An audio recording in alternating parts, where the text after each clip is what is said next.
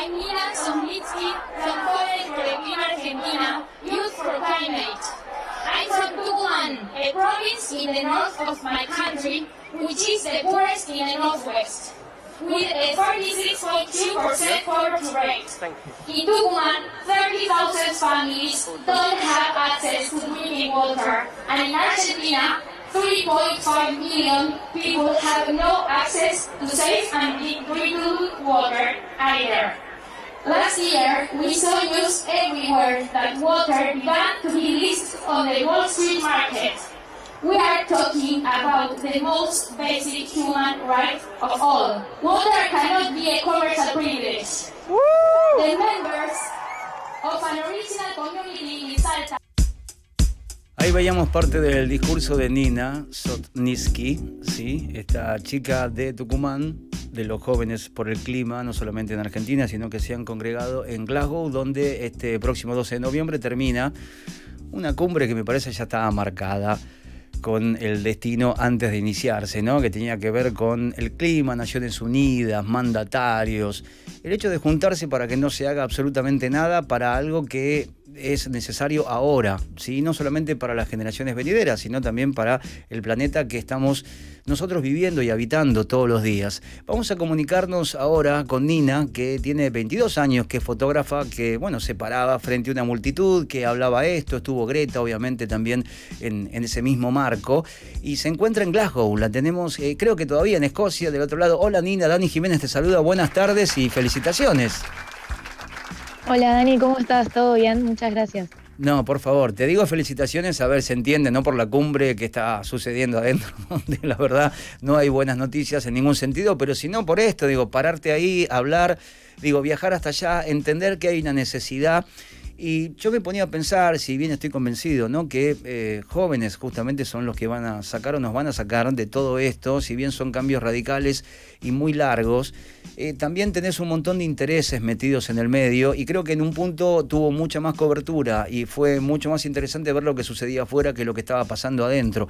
Ahora, en tu caso particular, digo, el hecho de ir hasta allá, de dar este testimonio, es algo que vos ya lo venís viendo desde tu casa, digo, esto se ve a veces en el grupo familiar, digo, la decisión, ¿no? Cuando uno la veía a Greta también siendo tan chica y decís, bueno, se para de esa manera, toma decisiones, a veces es por un despertar de conciencia y a veces no, digo, son cosas que por ahí ya vienen de casa. ¿Cómo es en tu caso? Bueno, en mi casa creo que tengo la suerte de tener, recibí una educación que fue muy abierta y con muchas libertades, y eso sin dudas me abrió un montón de puertas y me permitió, cuando fui creciendo obviamente, porque creo que hay un punto que uno crece y sabe qué decisiones propias tomar, ¿no?, y qué caminos tomar, pero creo que sin dudas me ayudó a hacer lo que hago y lo que hoy soy hoy en día, sí. Nina, vos que estás ahí, digo, o que has tenido esta chance de estar lo más cerca posible de lo que está pasando, digo, adentro de esta cumbre, que me parece por las últimas horas como que el eslogan más grande que deja es bla, bla, bla, ¿no? No porque lo diga yo desde acá, sino que eso se está viendo ahí también, pero tenés, me parece, la temperatura más cercana estando allá. ¿Qué es lo que se habla afuera? ¿Qué es lo que se puede llegar a, por lo menos, compartir en cuanto a ideas con otros manifestantes jóvenes que están por ahí también? Porque después, viste, depende de un montón de intereses, cosas, pareciera que 10 personas manejan todo lo que pasa en el planeta, pero ¿qué es lo que se habla allá, por ejemplo, a estas alturas, a pocos días de que cierre esta cumbre? Sí, totalmente. Como bien dijiste, falta re poco para que termine, el tiempo pasa rápido y lo que no están entendiendo las personas que tienen que tomar decisiones estructurales es eso, ¿no? El tiempo pasa rápido, las decisiones se tienen que tomar hoy, pero ayer y hace mucho tiempo atrás también.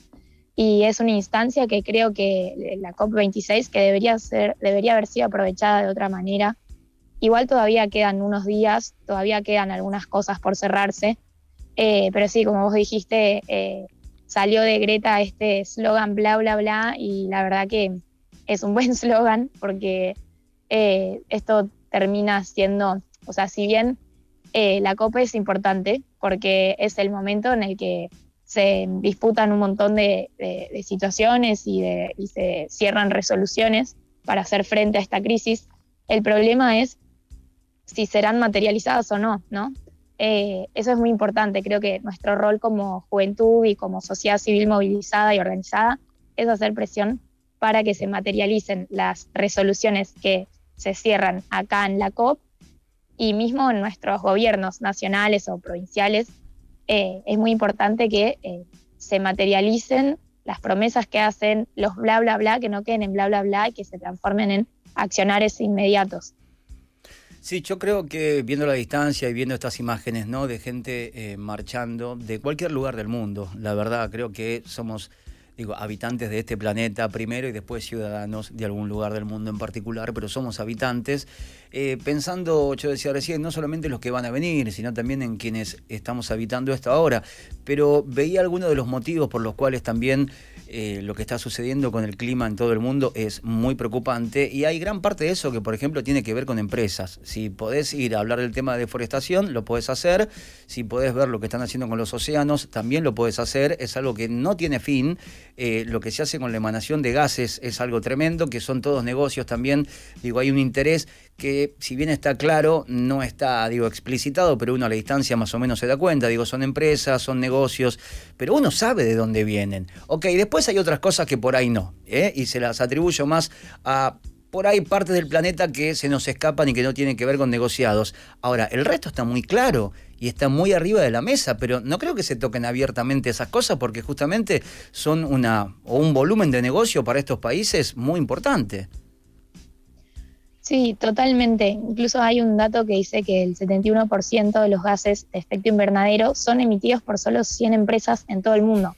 Vos mismo lo dijiste, ¿no? Hay un sector que es parte de un sistema, de una lógica donde predomina el mercado a costa de una mayoría, porque al fin y al cabo quienes más sufren y sufrirán las consecuencias son los sectores más vulnerados, y sin dudas la crisis climática es motorizada por la actividad humana y por el vínculo que el sistema nos impuso con la naturaleza, ¿no? Este sistema de explotación y extractivismo, y cómo eso impacta también en las comunidades. Y vos hablabas esto de como del futuro, pero en realidad también ya está sucediendo, y en línea de lo que venía diciendo, las personas que ya la están sufriendo, y ya la están sufriendo hace tiempo, son los sectores vulnerados, los pueblos originarios, los trabajadores de la tierra, los que viven en comunidades rurales. Bueno, en Argentina, pibes y pibas de villas, de barrios, y a medida que la temperatura global siga aumentando y a medida que las consecuencias de las catástrofes ambientales sigan aumentando, quienes más se verán damnificados son estos sectores. Entonces estamos hablando de algo del presente y que no solo es nuestro planeta, es nuestra humanidad también. Entonces nada, es muy importante que las decisiones sean tomadas con perspectiva de derechos humanos, de justicia social y de entender que esto no es solo algo de extinción de especies, sino que es algo que le sucede a la humanidad y que justicia climática es justicia social. Ahora, Nina, primero comparto todo lo que venís diciendo hasta acá y más que nada esto que aclarabas que tiene que ver con la justicia social, del planeta, ¿no? Básicamente, y con los derechos que uno tiene. Pero me pongo a pensar, si quiero ser bastante más crudo, ¿no?, o realista en un punto, si uno de estos países que está en la COP, que manejan gran parte de lo que pasa con emanación de gases y también, con volumen, pesca, un montón de cosas más, si no se patea el tablero desde ahí, me parece que lo que están haciendo ustedes, y digo ustedes y no digo yo, que puedo estar en coincidencia con vos y me encantaría estar ahí, pero seguí laburando. Es decir, y vos sí te tomaste el tiempo, viajaste hasta allá, hablaste, pediste un megáfono. Es decir, por eso no quiero subirme a ese carro. Pero si una de estas superpotencias no es la que en un punto decide mover el tablero o hacer, no sé, algo que puedas seguir haciendo tu negocio, que te siga quedando un interés, pero que sea menor, o que por lo menos el golpe sea menor, me parece que estamos medios confinados, ¿no? Si dependemos de la decisión de acá hasta el 12 que puede tomar alguien en esta COP. Sí, totalmente. Incluso presidentes como el de Rusia y el de China y el de Brasil directamente no vinieron. Entonces ahí está la respuesta de lo que decís.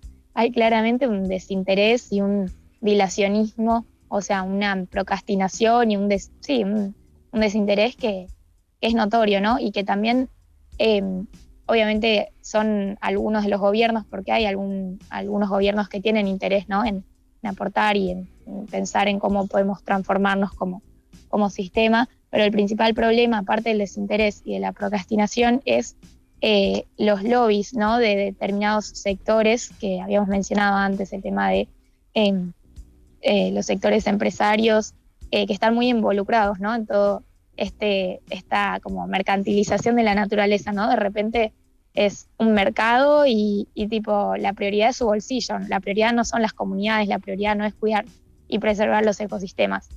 Y eso en Argentina lo podemos ver claramente con un montón de proyectos extractivos que hay, sea de megaminería en Chubut, en Catamarca, como sea de extracción de hidrocarburos, bueno, Vaca Muerta, que estuvo parado ahora, pero también estaban viendo de abrir plataformas offshore en Mar del Plata, eso estaba como en proceso, ¿viste? Como hay unas lógicas y unos paradigmas que creo que ahí entra el rol que estamos teniendo como juventud, que es como parar el carro. Hay un dicho que es como, estamos viendo cómo los platos se están rompiendo y no queremos seguir viendo cómo se rompen, queremos empezar a arreglarlos ahora, ¿no? Entonces, nada, creo que ese es nuestro rol, como impulsar un cambio de paradigma, porque tiene que haber un replanteamiento de cómo funciona este sistema, que claramente tiene una falla tras otra.